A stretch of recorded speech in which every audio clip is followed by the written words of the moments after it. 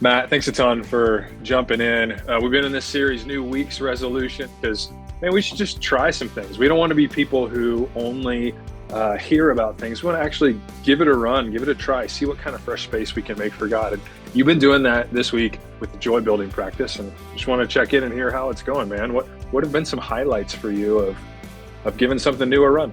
Yeah, I looking at joy every morning is definitely not a practice that I've put in my life before. And I think, especially looking back, like how this past year is part of my story. So looking back is important. I loved that part for this last week. And I had a little bit of hardships, but I had a lot of breakthroughs career-wise. And my mother actually this past year got cancer and then subsequently beat it.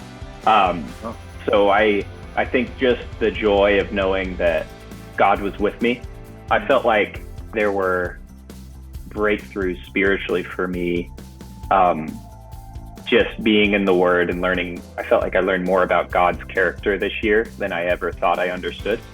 And understanding Him better kind of led me to be able to talk to Him better and interact with Him better so that I can, ask for what I need from Him. And He came through in big ways last year. And so my joy building has just been seeing how God has shown up for me, and how He's answered prayers that were desperate prayers at times. And He just came through. So those were really big for me last year. Yeah. Such a big deal to be able to find and see joy in the reflection on all those things, watching how God is working. It's a huge deal. Mhm. What has been the hardest part about practicing joy this week? The difficult part was not trying to make that list so big that I'm just kind of making up any answers. I'm really focusing on the times that I know I felt true joy. What have you learned from this week that you want to keep doing next week? This week into next week, I think just being intentional with thinking about joy and not just waiting until the joy comes to think about it, but how, like James said, joy even in the hard times, to focus that joy is there in every moment if you look for it. Yeah, there's something powerful about trying it to see what happens, because it does take effort on the front end. It's not something you were naturally doing before. So it takes some effort on the front.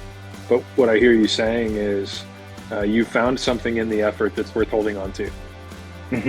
Absolutely. This is the power of doing an experiment, is even the thing you try may not be the thing that you hold on to, but it just opens up a door to one more thing. So we're just going to continue to be people of practice, inviting God into fresh spaces and watching for the ways He wants to work in our life. Thanks for being a great example of that for us and letting us in on your week. Yeah, thanks, Drew.